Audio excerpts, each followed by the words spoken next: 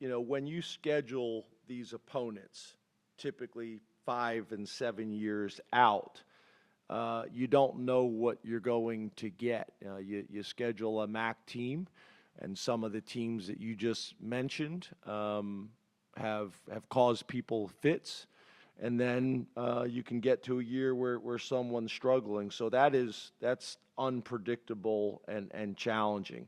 I think for us, it's ultimately about, and this is the challenge, I think in college football, you hear people talk about it all the time, but the challenge is really it's ultimately about us and our focus on Penn State and us getting better and developing and playing up to our standard week in and week out, which is easier said than done. We see it every Saturday. That's why I always say winning is hard.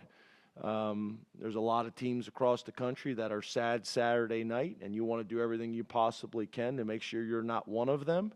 And it doesn't always come from an opponent that the fans and the media and the locker room think it's going to come from. So having a mature football team and approaching it that way on a consistent basis is hard to do. You've heard people talk about it, describe it as rat poison, all types of different things. Ultimately, we're trying to get our staff and our players to approach every week with the same mentality, with the same preparation, with the same approach. And when you do that, you give yourself the best chance to be consistent, and you give yourself the best chance to get better. And that's really what our focus is.